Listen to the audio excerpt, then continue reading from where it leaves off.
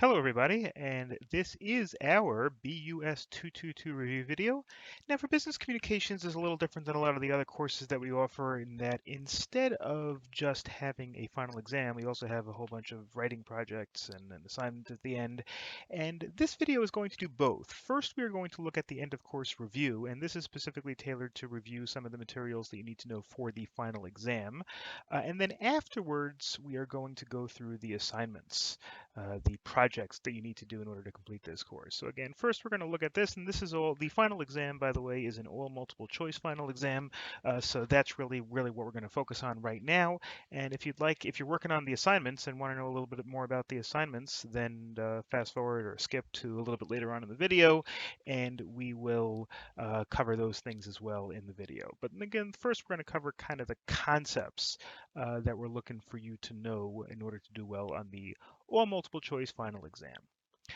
All right, so first is the idea of communication. Communication in general is the process of transferring information and meaning. Those two things are very different. You can communicate information without having the person fully understand what it is that you're trying to do. Communication could be written, communication could be oral, communication could be over the internet, communication could be by email. Communication, of course, could be totally not verbal or written. It could be a head nod or a wink or any or something that you shoot up into the sky to indicate that some information to somebody. The point is communication could be a wide variety of different types of things. And in this course, obviously, we're focusing mainly on written communication, also a little bit on oral communication, but also keep in mind that things like head nods and winks and things like that also constitute communications and could also constitute business communications. Also, where you go and how you walk and which room you go into, all these things could be considered communications under the circumstances. Sharing is a mechanism, or it's kind of a culture by which information is distributed to various people within an organization. And so sharing, of course, is one of the essential goals of communication. What is it sharing? It is sharing of information, sharing of plans, sharing of knowledge that people in the industry or people in the company need in order to possibly succeed. Making a business message more effective includes providing practical information. In other words, not only what is it that you're trying to say, but also what is it that that person can do. Practical information because we think the best way to sell this product is to educate the consumer. Therefore, you should tell the consumer, here's a video that we prepared in order to show you that this car works. Or when I bought a car recently, they they had us fill out a survey that and said, did the salesperson show you how to work this gadget and show you how to work that gadget and show you how to work this? And if you say no, well then they're going to go to the salesperson and say, hold on a second, you didn't do this. This is what we think really helps sell this car. If the consumer knows that all these gadgets are there, so please go ahead and make sure all the consumers know all these things. Making business communications also, of course, should clarify expectations and responsibilities. In other words, what is it that the person that you're speaking to should expect, and what do you expect of that person? If I'm telling the employee I expect you to work 8 hours a day, well, I could say that directly. I could say something like, if you take, you're allowed to take a half an hour lunch break, but if you take an hour lunch break, then I expect you to make up that time different time of the day or the weekends or whatever it is. Clarifying expectations, making sure that it is crystal clear what it is you're trying to say for the people working for you, of course, is important. And of course, presenting information concisely and efficiently. Concisely means in a quick way rather than beating around the bush and writing 100-word memos that could be said in one sentence. That obviously is not something you want to do if you can avoid it. Okay, let's move on to the next thing. And I realize a lot of the terms in here are kind of bare, and we're really kind of giving you the bare minimum that you need in terms of terms. That might focus on that might show up on the exam. So obviously, what we're trying to do in this video is trying to explain what some of these things mean. Hidden agenda is one of the disadvantages of teams is the idea that people come to teamwork with different goals. You might have 4 people working on a team to try to increase sales, but one of them is really trying trying to angle for a promotion. One of them is trying to increase her personal commissions. Another person is trying to, gain some sort of a political advantage in the office. That's something that you really don't want. You have one individual trying to complete a goal. Well, that person's going to get full credit or full blame. I mean, it's like think about it like a sports team. If you have a basketball team, if you're a one-on-one basketball game, then you can't really complain if you lose, and if you win, you get all the credit. You have a five-person team. Well, this person didn't pass again enough, and I was open, and this person didn't. This person hogged the ball. It becomes a lot harder. So teamwork is great, but one of the things you have to watch out for is kind of these cross purposes between the people, where people and teams have kind of their own subtle different advantages. Still, collaboration, of course, is something that is not only important and useful, it's necessary. You can't run a business by yourself, unless maybe it's a lemonade stand or something like that. But if you're running a business, and I have a lot of experience running businesses, you need to have different people focus on different tasks, and you need to be able to collaborate. If the right hand doesn't know what the left hand is doing in an organization, that is a really bad thing. That's why people have meetings. Very often companies have too many meetings, and they're spending a lot of time on meetings, so obviously there has to be kind of a happy medium. There has to be a balance, but on the other hand, you have to make sure that everybody is working together to meet whatever challenges there are. Otherwise, you're just going to end up in a state that is extremely counterproductive. Collaboration could mean meetings. It also could mean copying people on emails. It could be people working together on a Google Sheet and making changes on it, or on a Word document where you have edits that are tracked, where there are changes that are tracked, so that different people, there are lots of different software in today's day and age where people can collaborate in a way that that allows other people to see which notes which person put in. Obviously, one of the challenges with every team whenever you're collaborating is that there has to be a leader, because I've seen what happens if you have a team and you don't really have a clear leader of the team. Then what happens is everybody just collaborates and everybody says, I think we should do this, and I think we should do this, and I think we should do that. Sorry about that. I think we should do this, and then nobody actually does it. Everybody puts on notes, says, well, shouldn't we do this? Well, shouldn't we do that? Well, shouldn't we do this? And then it ends up not getting done. So you do want collaboration, but you need somebody to kind of lead and focus and decide, okay, I agree that we should do that. Now you do it, or I'll do it, or somebody will do it. That's of course important as well. Good business communication is viewed as an advantage to a workforce by business leaders. That's the idea of using collaboration, using teams that may come from different viewpoints and different cultural inputs and different ideas in terms of what kinds of buyers will be impressed by which types of sales tactics. So, but things that good communication and good teamwork allows a competitive advantage within pretty much any industry. And this is magnified, this is amplified by the increase of global business. A diverse workforce and diverse teams and diverse strategizing becomes critical when you're talking about people from many different parts of the world and many different cultures. If you've got a factory in China and a customer service office in India and headquarters in the United States and incorporated in Delaware, and then you have different people in different parts of the world.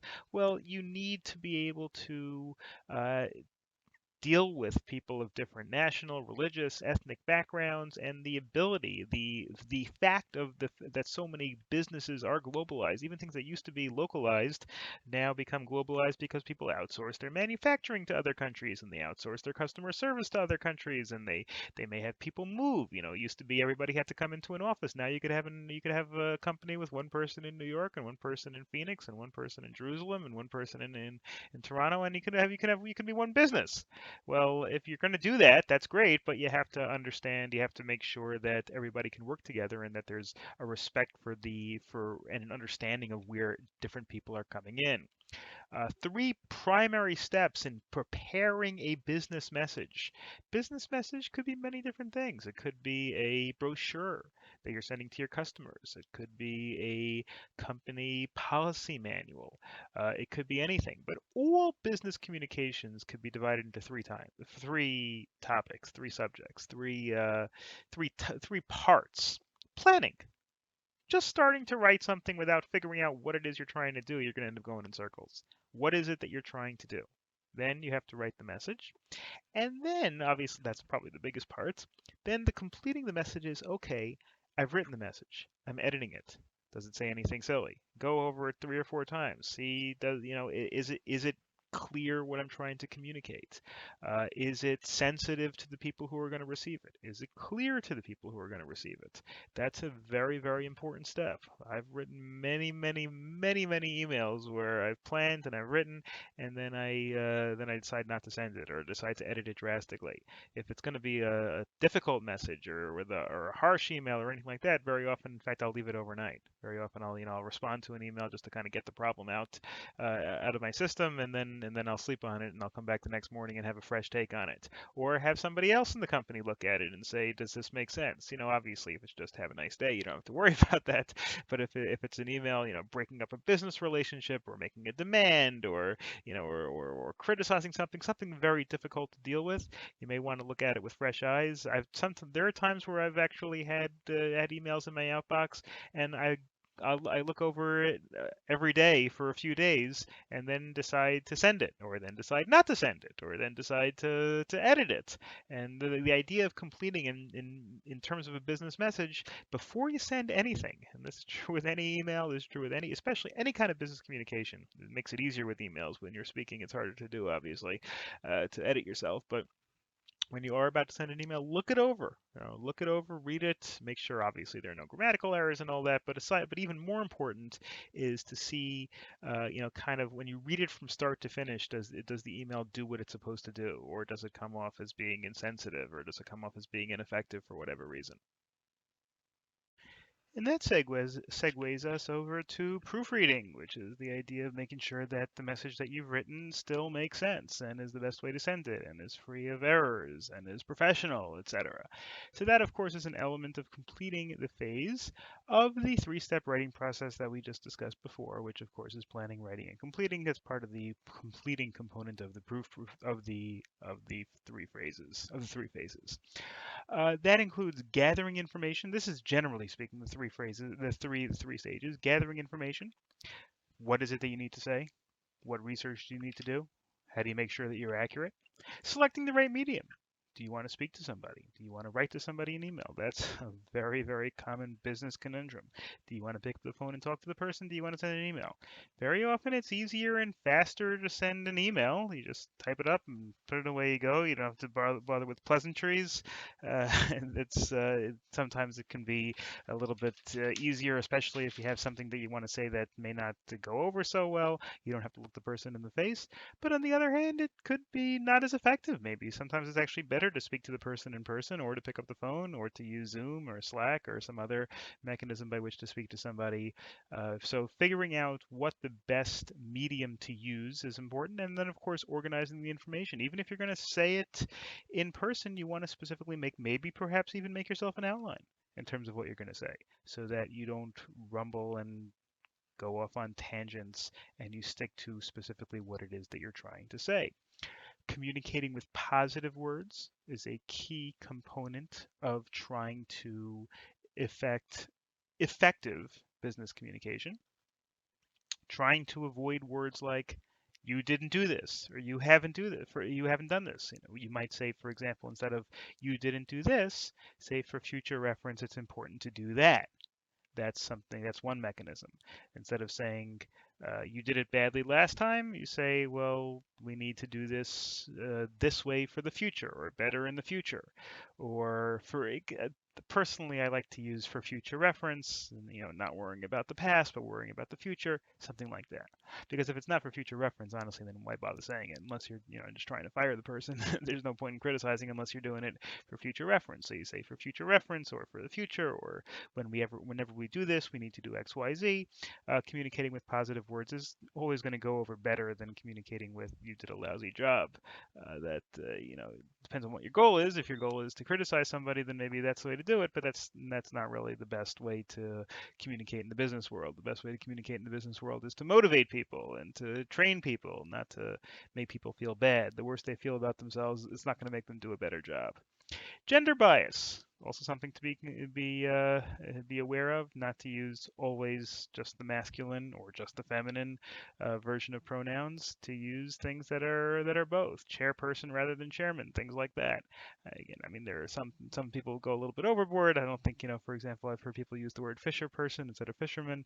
Again, my guess is that most people are okay with the with the word fisherman, but certainly things like congressperson instead of congressman, these are all things that it's important to be aware of, and to try not to offend people. Certainly, needlessly offending people is not a very good business practice. Organization. Okay. Whenever you decide what you are going to say, the first thing is, one, what is it that I want to say? But two, how am I going to say it? Which 6 points? Our sales have been down, and I think it's because of, okay, well, how do I want to say what I think we need to do better in the future? We need to smile more when we deal with the customers. We need to follow up more. We need to be more enthusiastic. Whatever it is, figuring out what your uh, planned communications are is important before you start your communication. Again, whether that be an in-person meeting, a telephone call, or a written email or a written memo for everybody else in the organization. And then there's the idea of looking at other people's work. Just like I said before, if you might want to have other people in your company look over your work. Well, you might be asked to look over other people's work as well. And that could be a very important responsibility or role in any transaction, is to try to look over somebody else's work and make sure that what they did is the most effective way it could be done. And running your work by somebody else and having your work run by or somebody else's work run by you is a big advantage that companies with lots of resources have. Companies that only have two or three people that are working and may not have the ability to do this, they may not have the time to do that. But if you have important communications going out and you have many different views that can look at it and hopefully figure out how communications could be improved, that's of course a very, very nice thing to have. And finally, there's the idea of social networking.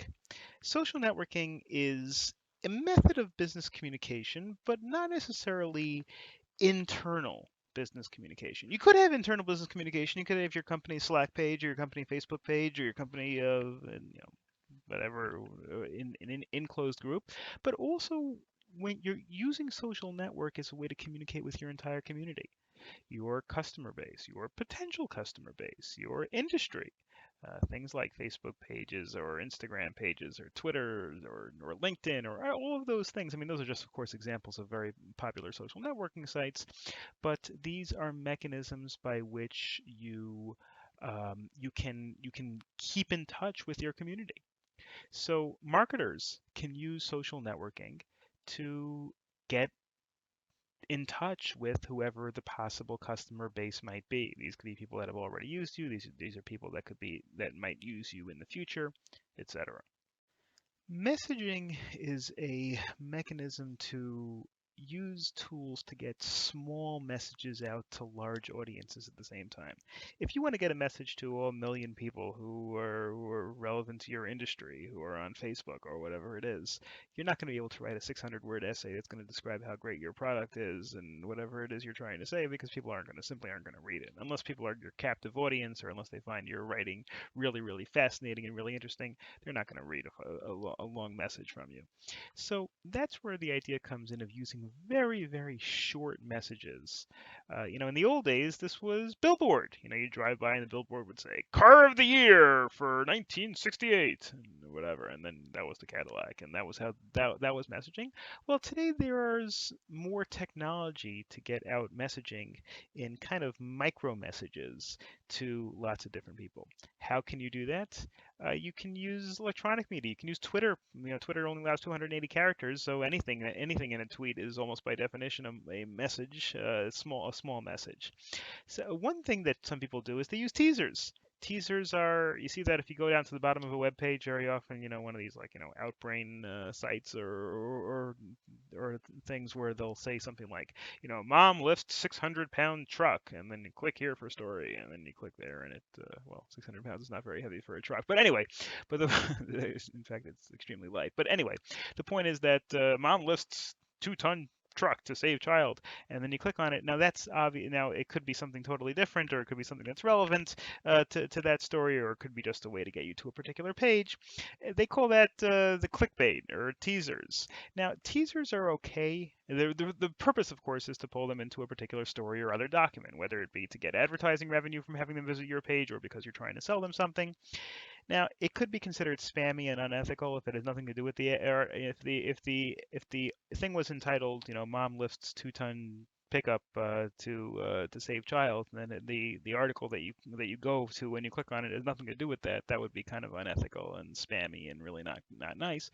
But if it is relevant, if there's something, save on your insurance. You see that all the time on the sides of web pages. Save on your insurance. Click here, and that's okay. And if it's effective, if it's attenuated and doesn't really make sense, it's just going to annoy your listeners, it's going to annoy your readers. But if it does make sense, then it is something certainly that can be done. And it's something that everybody has to do because that's the only real way to grab people's attention is to have short snippets, 5, 10, 15-word clips that get people's attention. Then now they want to find out more, and that's where they go ahead and find out more. So writing these teasers is a key component of marketing. Websites in general, obviously websites are a very important element in any marketing in today's day and age. Websites have to be versatile enough to share hundreds of thousands of documents of pages, but they also have to be versatile enough to give people very quick hit messages. It might say, if you go to apple.com or something like that, I mean, this is apple.com. I just popped up over here. This is what you see right over here. Now, Apple, of course, has tons and tons and tons of stuff. You go to the support side and you can search support, and there's like just truckloads of information. But and this is of course one of the classic websites. But you go to apple.com, and this is pretty much what you see. You have certain actually they have a nice little thing about COVID-19, which is going on now. Probably you can probably figure out when this was recorded. You shop online, no contact delivery, and then they give you their market of whatever particular thing they're trying to push at this particular moment. Notice they're not giving you a 1,000-word essay about how fantastic iPhones are, how great Apple products are, why you should buy your next iPad. They picked one product and they say, okay, then you scroll down a little bit, you got the next product that they're, that they're hawking, and then you go down, they're hawking a third product. But the point is, whatever they're hawking, they're doing it in snippets, and they're trying to get you to look at just they're enough to get your attention. Also, there's like tons and tons of backup information as well. But the first thing they want you to do is make sure that for you to get their message right away, and that's what good websites do. They have all the backup information, they have tons and tons of documents, and that's fine and good. But they also have quick, sharp messages that keep you there. You go to apple.com and you see, wow, this is what they want you to look at, right? Wow, there's this great, new iPhone that's cheap and then for that you can get, and you can also, if you want, you can get the iPhone 11. Also, if you want, you can get the iPad Pro, and it's separate. It's not like they have like a paragraph up here saying, oh, now we offer the iPhone SE, and we offer the iPhone 11, and we offer the iPad Pro. Instead, it's just one message at a time. This is very simple to understand. Lots to love, less to spend. Starting at $3.99, 9 words gets you the full message of what they want to give you. They could have written a message in 100 words, but they wrote a message in 9 words because they figure that's really what's going to keep you on the website, and that's probably what it is. Interaction is a mechanism, but is the reason why people join social networks. The reason why people advertise on Facebook is because people are on Facebook, and the reason why people join Facebook is because they want to interact with their peers. And Twitter and LinkedIn and TikTok and whatever else, Pinterest, all the other social media sites, all the other social media networks, they go there because they want to interact with people, and that's really getting interaction in a website or getting interaction in a social network is what's going to draw people. And then once they're there, you can deliver the message that you want to deliver. Visual literacy is the ability to create and interpret images effectively.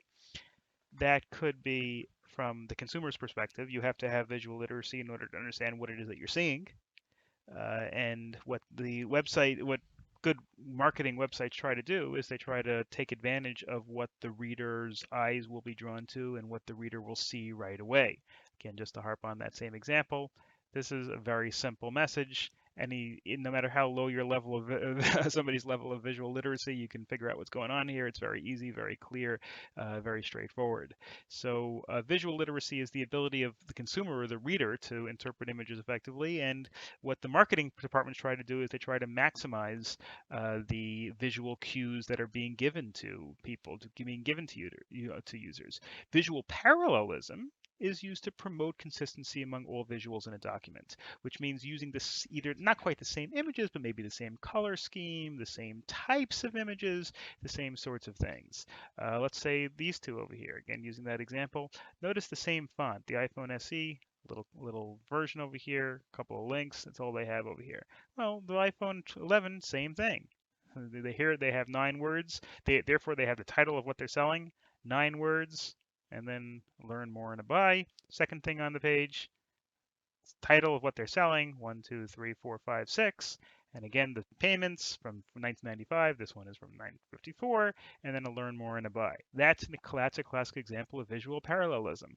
Even though they're different colors, they broke up the colors in order to uh, make it less monotonous for the viewer, but they also used parallelism over here in terms of telling the reader this different messages, but with the same idea. So you kind of feel like you're on a cohesive site. You feel like you're using a cohesive product. And again, I happen to use Apple.com, but you can use the same kind of things with with many other websites that that you deal with.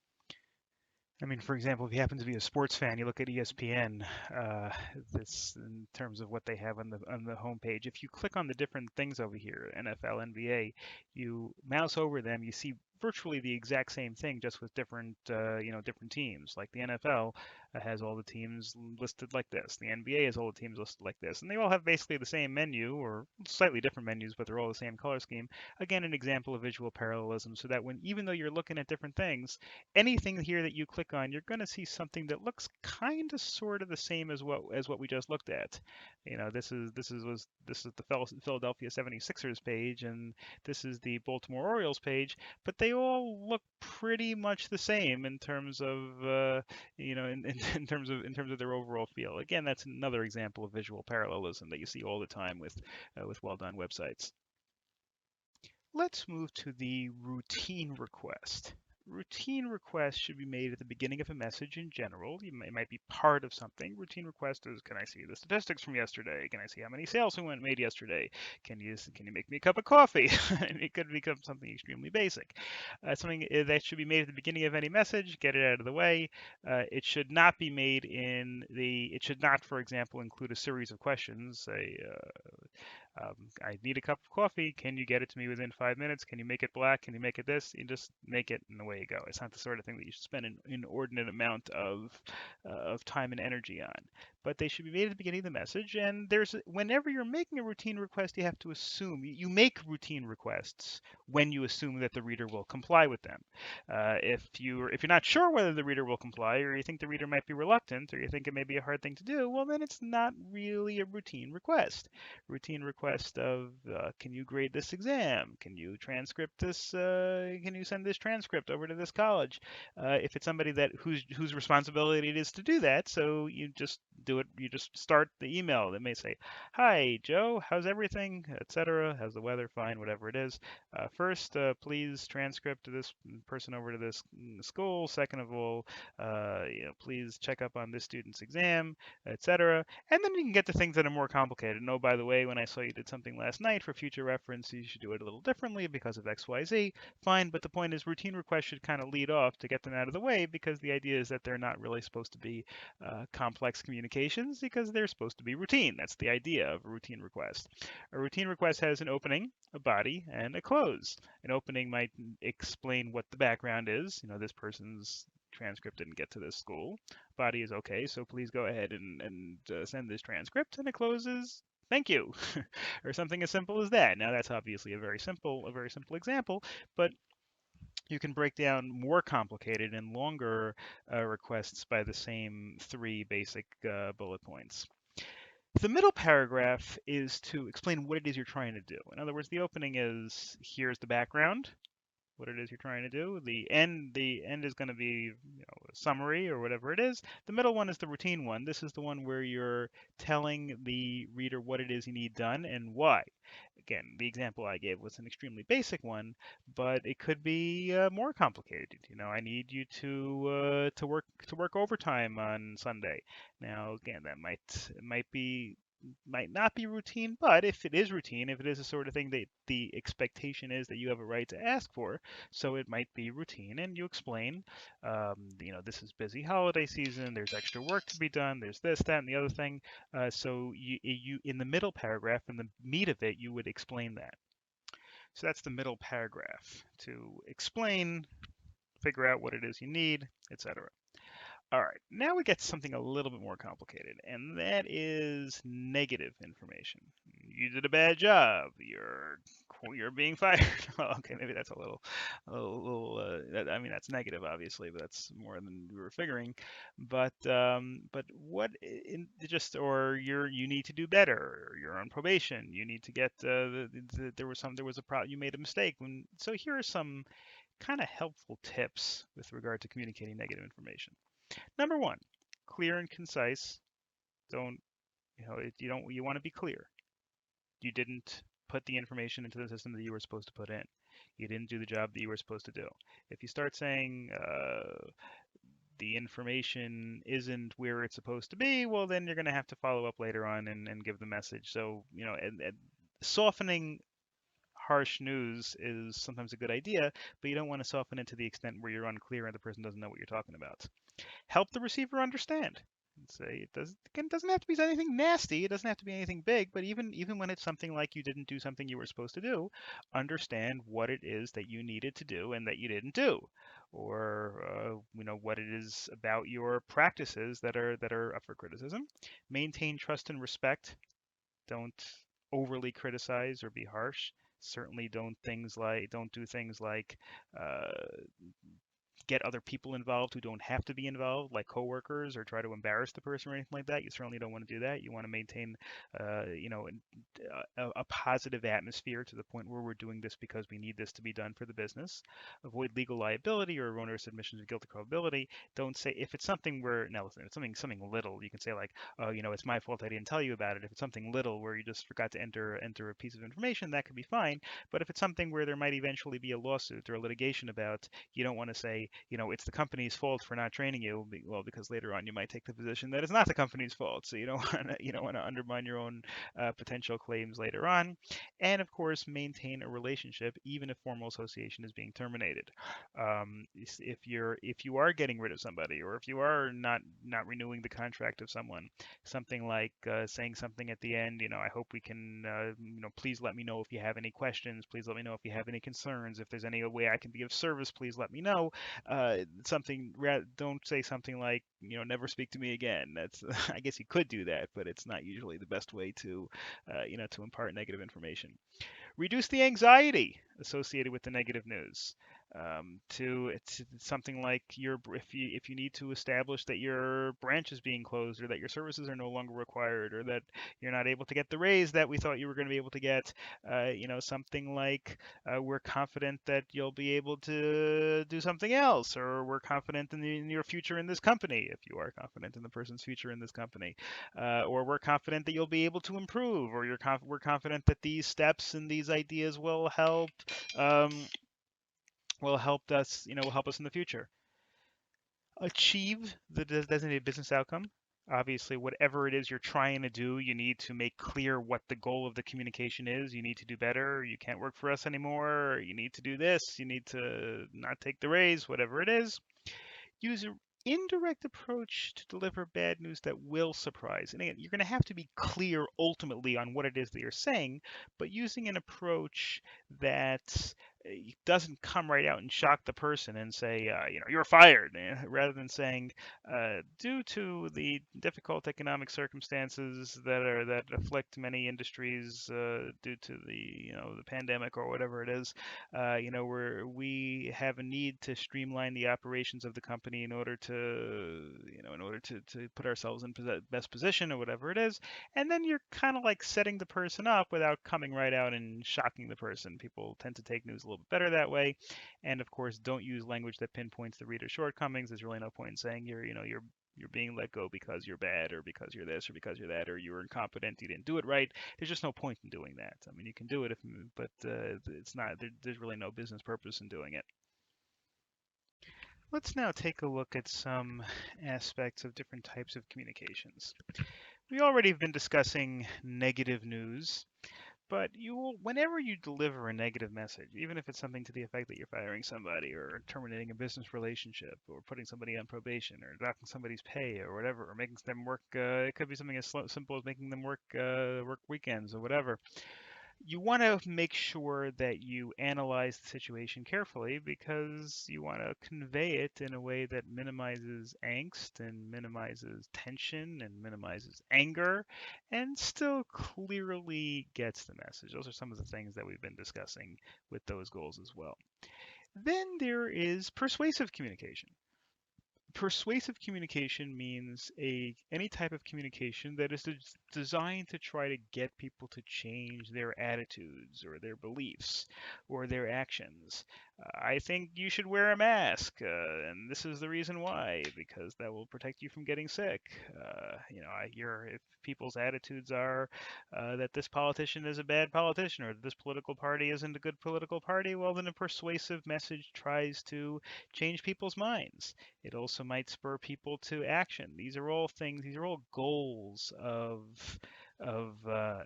effective business communications that are persuasive. I mean, the examples that I gave weren't necessarily business, but advertising is by definition an attempted persuasive communication. You are trying to get somebody to give you their business. Then there are things that you have to look at your audience. Those are sometimes called demographics. Demographics are what is it about the specific people of your audience that you are communicating with. You could be talking about age. Could be talking about gender. You could be talking about race. You could be talking about wealth. You could be talking about education level. This information is all critical. If you're talking, generally speaking, to people who are very wealthy because you're selling yachts or long vacations, then you're going to have a very different message than if you're talking about selling check cashing services or things that, generally speaking, are appeal to people who appeal to other demographics. Your message has to be crafted based on your demographics, and that's what demographics mean. Quantifiable, which means measurable, something that you can put into numbers, characteristics or ideas, characteristics about your audience members, income, education, gender, age, all of those things. Age, occupation, income. Again, those are all examples of demographic information, but it could be much broader than that. Again, some of the common things that you talk about when you talk about launching a Facebook campaign and who are you going to advertise to? Facebook lets you do that. They let you choose, who's going to see this message. Well, one of the age is very important, obviously, but also things like education. Do you only want to have this ad go to people who say in their profile that they've graduated college or have a graduate degree or graduated high school? Or these are all examples of things that you need to consider when you're talking about business communications in general. A persuasive message should align with the recipient's existing motivational forces. One sentence, but it tells you something that people have been trying to do for decades and decades when you're talking about advertising.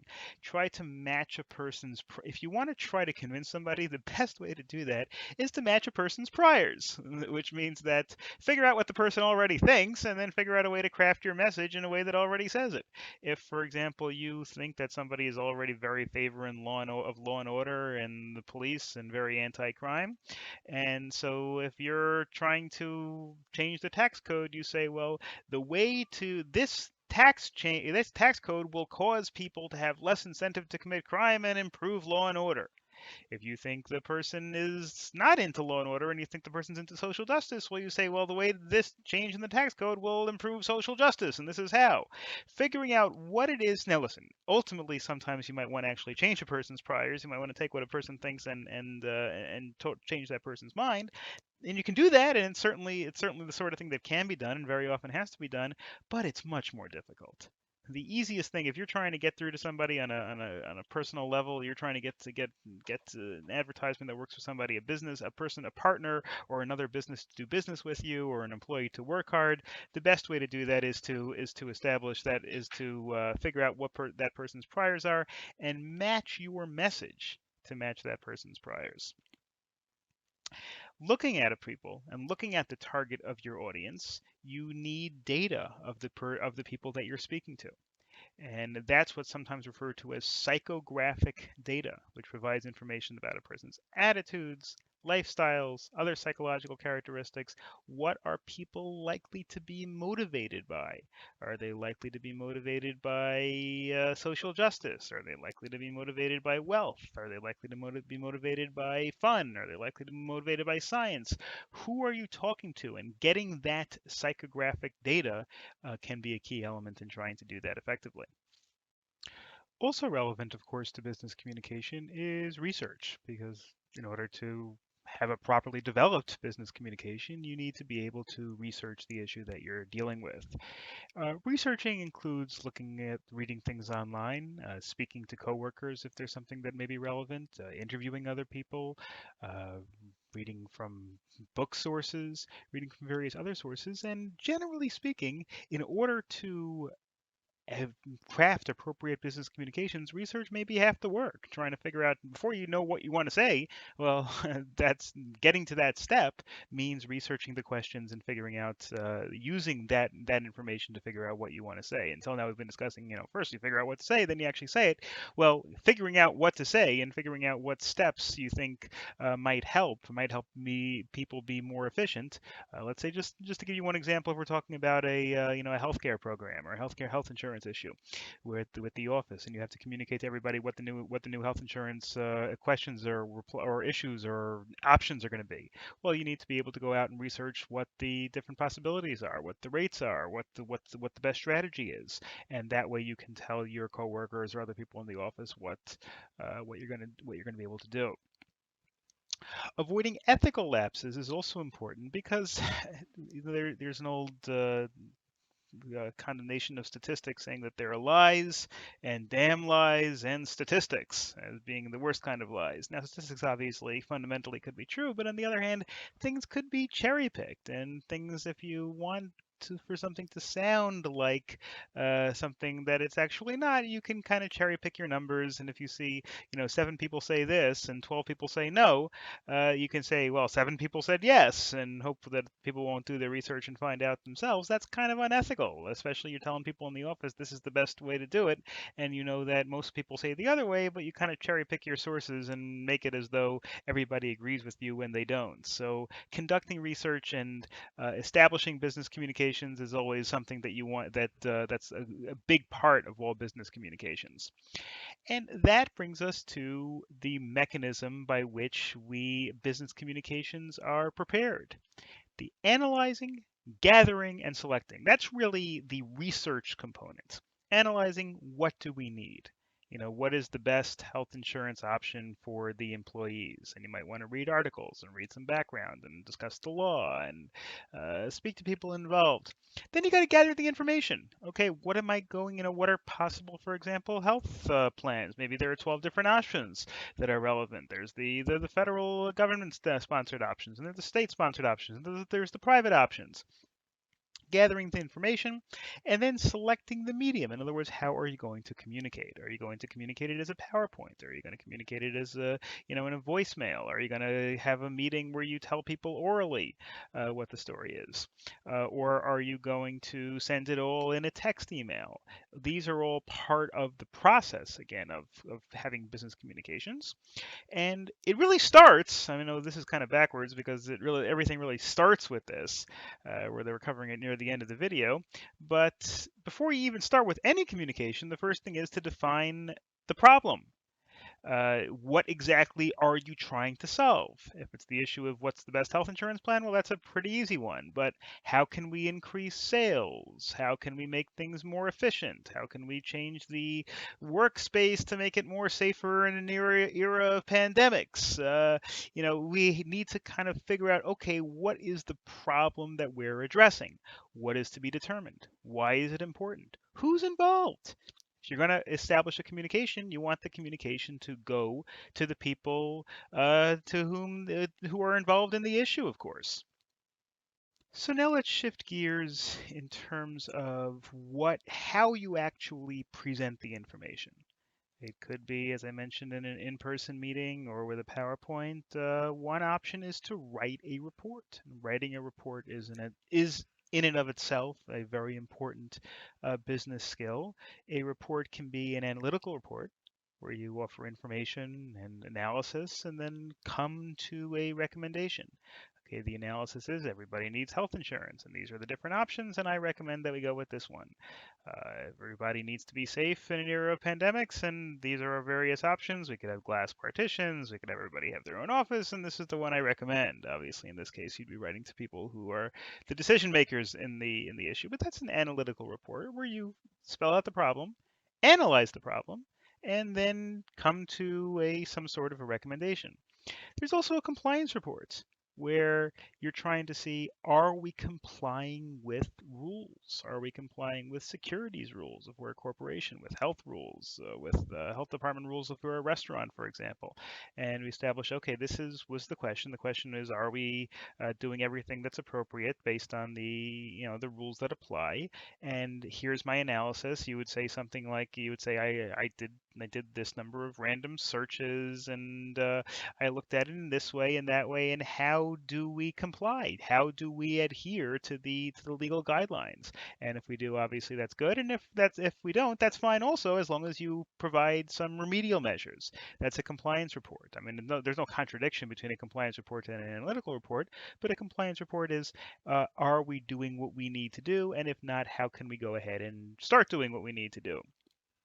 Visuals during presentation, like we're doing now. You can just say it orally, or you could have slides, or you could have PowerPoints. In today's day and age, when you talk about business meetings, usually they come with some sort of a PowerPoint that you're putting up on the screen behind you, and you're moving from point to point because you're kind of give the listener some sort of a context. To give the listener, the ability to incorporate things in both a visual and audio way. It's one thing to listen to audio, it's another thing to listen to audio and have something visual to kind of grasp onto to understand, in terms of what we're going on. So certainly that is an important component of any business presentation. Anything you want to do, you want to attach some sort of a visual to allow the person to learn in multiple different media.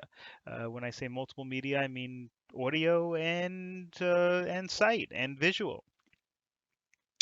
In order to do that, and this could be you're talking about a PowerPoint, this could also be you're talking about a report, you want to put headings in a report. You see that all the time in reports. You see introduction, the problem, the issue, the solution, this, and the headings might even be descriptive. The headings might be, for example, research. Our research shows that having desks that face toward the window is going to be the best mechanism. That could be like the heading, and then you have like a 300-word explanation in terms of exactly why that is. Heading is certainly very important. Links are usually hyperlinks, and again, if you're on a piece of paper, you can't do that. But if you're submitting emails or PDFs, you have hyperlinks that allow people to do more research, if they want to. You might have something that you make an assertion and you don't want to have to explain the assertion, so you link to something else which discusses that assertion. And just to give you one small example, this is an article that I just was popping in today from 538.com. So just link would be, for example, right now, you can go online and find multiple charts, etc. I particularly like this one. And rather than actually putting the chart in the article, they just link to it. So you can go ahead and click it, and then you can find it in a new window, and you can find specifically what they're looking for. Other things, websites in general do this all the time. I mean, again, you see every single blue link over here is Every single blue link here is a link to something else. When I say will include over here, this links to some other article over here. And again, that's a standard mechanism by which people by which people kind of establish more, I don't want to say research per se, but further reading or further reading. If you're interested in going in more in depth in here, you can do that here too. That's like, again, a standard thing that many people use in articles. Using headings is a very good mechanism by which to increase interest and increase attention in a paper, and they identify the framework of a report. In other words, if you look at the table of contents of a report and you just look at the heading, that's usually what tables of contents are, by the way. They're just the headings. This heading on page 1, this heading on page 6, this heading on page 12, and regardless of what the paper is and regardless of how long it is, you can kind of go through the headings and figure out uh, what the paper's about just by looking at the headings. And that's really the advantage of using a heading, is because it's almost like you're given a roadmap to the reader of what they're going to discover in the heading. A business presentation can be to inform or to persuade. Either one. Many business presentations are designed to get customers aboard, and those are persuasive presentations. Then there are memos that are written to supervisors or written to other people in the office, and those are informative presentations. You can do either one, or it could be both. You could say, use this product because here are the 12 different reasons why this is a really great product, and do this because here are 12 different facts about the world, which is why you really need this. These are, again, examples of things where things can be both informative and persuasive papers. Other things like chalkboards or whiteboards are useful for small group sessions, and they can be useful, by the way, in online. There could be online whiteboards if you're in Zoom, or you can use a Blackboard, or I don't know if they call it anymore. What they call it, I guess they're whiteboards when they're online. But using this to disseminate information rather than a PowerPoint can also be useful, especially if during the meeting you have to draw things and you have to make lines and checks based on people's questions and things like that. Those things can obviously be very useful in addition to pre-done PowerPoints and pre-done slides and pre-done things as well.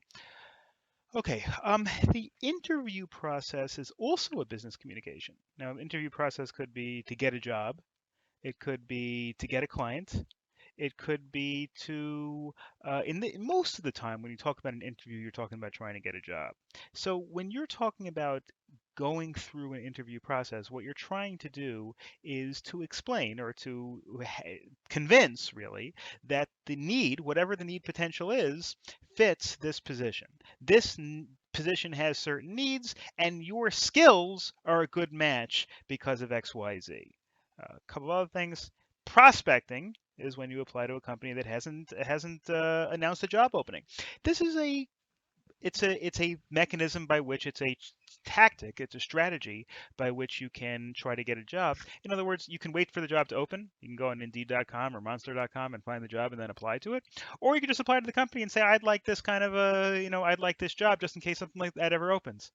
So, for example, let's say, today's day and age, the airline industry is not hiring because it's doing very badly. But you want to work for the airline industry. So you send a letter to them saying, I realize you have no positions open now, but here are 8 reasons why I would be a really good fit for a job at an airline, and you should give me a chance because of this, that, and the other thing. Well, they might not hire you right away because they're not hiring, but 6 months later, when they do start and they realize, hey, I got this letter from this person, and it's a way to kind of separate yourself from the crowd. If there's a good job opening, there may be 100 people that apply to it or 500 people that apply to it. It's hard to kind of separate yourself from the pack. But if they're not advertising an opening, there may be nobody else that's applying for a position or trying, and so you may not have a lot of competition, who are writing for the company at the same time. So it's a kind of a way to get the company impressed with you. An application letter is something that is usually accompanies like a resume. When somebody has a job, very often a job ad will say send cover letter and resume. A cover letter is the same thing essentially as an application letter, and the application letter says, "Dear hiring manager, dear sir, I'm applying for this position because of X, Y, Z." Now you don't want to recapitulate the whole resume and say, "I went to school here and I did this and I did that," because that'll be in the resume. You're just wasting people's time by repeating it.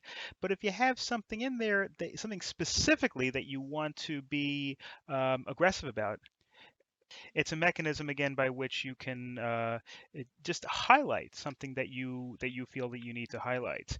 And so even if the resume is going to tell all your qualifications, you can also impress the reader by saying something interesting or something that's nice about yourself, and to convince somebody to at least give you the next opportunity to move along. Okay, that's our crash course for this. In a separate presentation, we're going to look at the assignments, and so please make sure to listen to that before you do the assignments. And good luck.